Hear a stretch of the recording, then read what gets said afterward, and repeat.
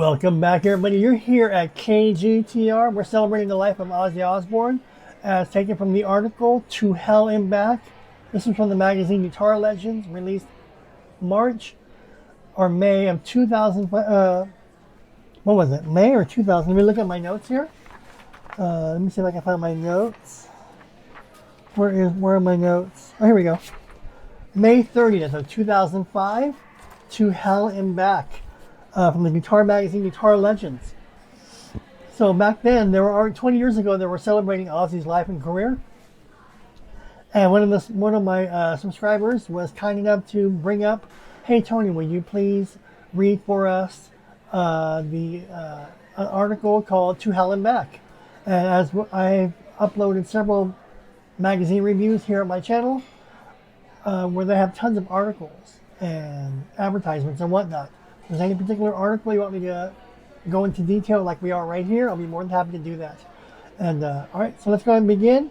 This particular segment is from To Hell and Back, where it's going to discuss a little short video on Blizzard of Oz and Diary of a Madman. You recall that the last video, Ozzy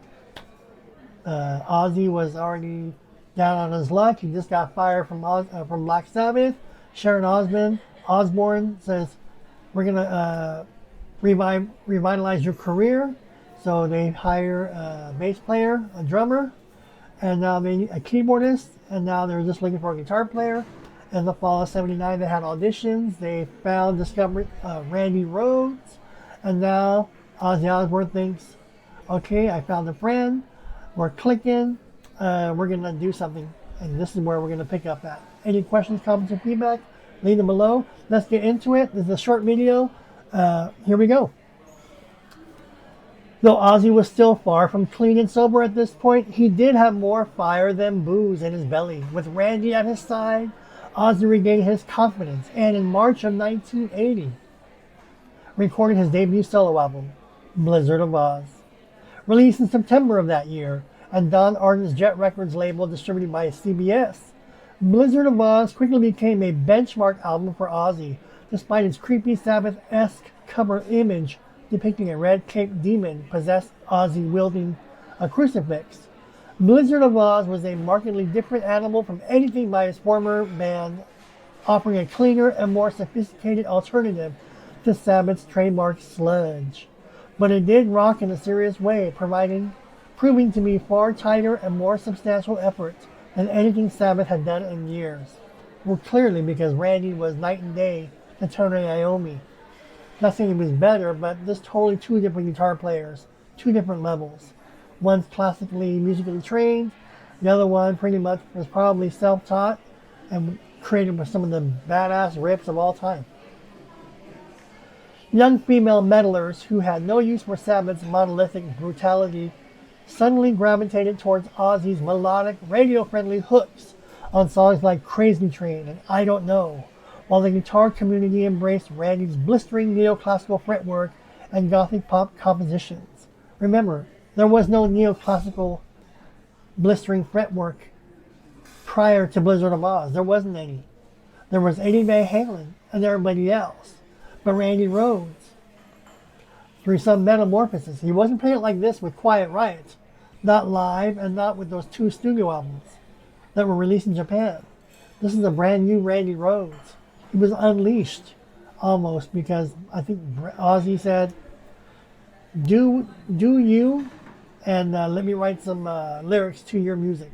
And this is what happened. All right, where are we at here? Oh yeah, embrace Randy's blistering neoclassical fretwork and gothic pop compositions. Blizzard of Oz spearheaded a new era in metal and put Ozzy at the top of his game. It's true. There was rock, Van Halen rock, Judas Priest rock, Black Sabbath rock, Scorpions rock. Then there was more like a heavy metal featuring Blizzard of Oz. Ultimately, it sold more than 4 million copies.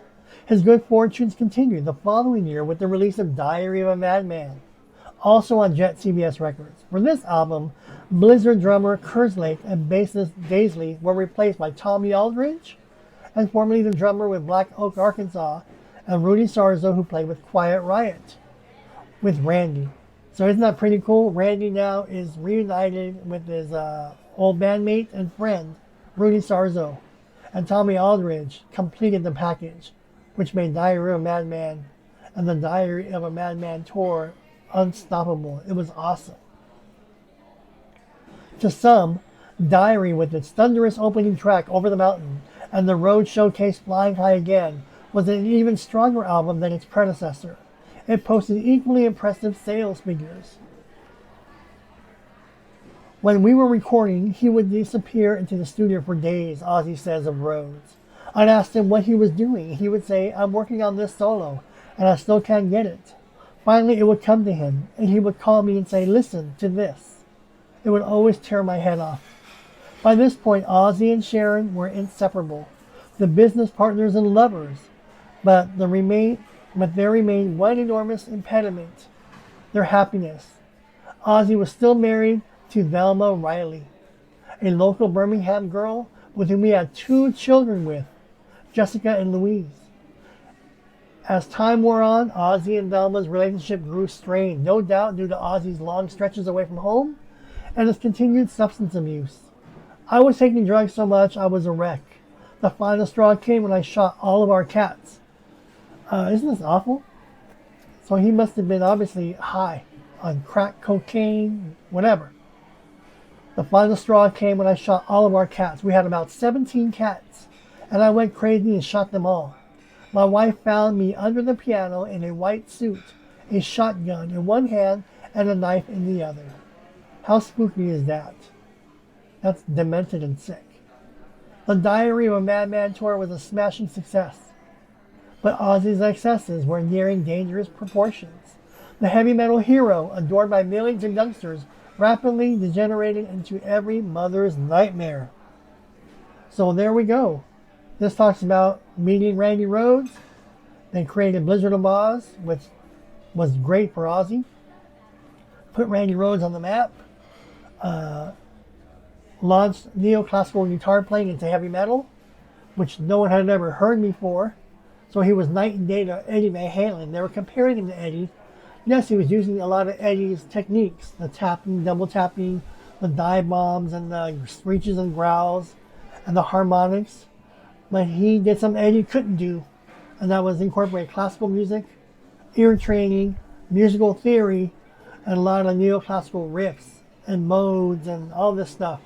So it was like refreshing. So in that way, he blew away Eddie, because Eddie couldn't touch Randy Rhoads in that regard.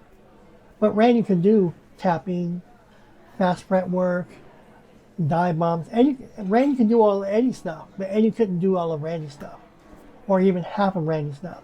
So put that in perspective. Eddie's the king, created all of these techniques. Everybody copied his techniques. So now they can do all of Eddie's techniques, as well as Eddie, but he took it a step further than neoclassical, right? And just like it progresses. Ingmate comes out, blows everybody away. George Lynch comes out, blows everybody away. And then George Lynch still blows everybody away, blows everybody away. All right, so that is it on the segment of Blizzard of Oz and Diary of a Madman. All right, our next video is going to be on the tragic death of Randy Rhoads, as recounted by Sharon Osbourne and Ozzy Osbourne. On YouTube, there's lots of videos of Randy Rhoads' passing, documentaries, and you hear excerpts from Rudy Sarzo, Tommy Aldridge, possibly witnesses or other people on the bus. But now you'll hear in this issue of Guitar Legends, Tell Him Back, how Sharon Osbourne remembers the accident, how Ozzy Osbourne remembered the accident, who was at fault, who was negligent. We're going to find out in that next video when we talk about Randy Rhoads' death. All right? Any questions, comments, or feedback, leave them below. Thank you for joining me here at KGTR. Click subscribe, hit the notification bell, and also behind the scenes, if you're a fan of George Lynch, I'm releasing my entire collection, video collection, The Vault. I'm opening The Vault and giving you all my collection so that you can share it, enjoy it, download it, because George Lynch is the last of the big three. You had Eddie, passed away. Randy passed away. But you have one more legend left, and that's George Lynch. Everyone else that followed is not included in the big three, because there was only the big three. Eddie, Rhoads, and Lynch. Before the big three, there was Clapton, Beck, Page, and Hendrix. That was the 60s and 70s. And in the 70s and 80s, you just had Rhoads, Eddie Van Halen, and George Lynch. And then after that, you had all the little copycats. The Ingmays, the Paul Gilberts, the Steve Vai Satrianis, the Warren DeMartinis, the J.D. Lees, the Carlos Cavazos, the Michael Shankers, the Matthias Jabs, all the little copycats. But the big three, George Lynch is the last of the big three. Look it up. All right. Thanks, everybody. So stick around, click subscribe, hit the notification bell. We're celebrating the life of Ozzy Osbourne with stories you've never heard of before. Reenactments you've never heard of before. I'm going to give them to you based on To Hell and Back. All right, everybody. Thanks so much, and I'll see you all in the next video. We're going to cover Randy Rhoads' death in a little short video, nice little tribute video, as told by Sharon Osbourne and friends. All right. Thanks, everybody. I'll see you folks real soon.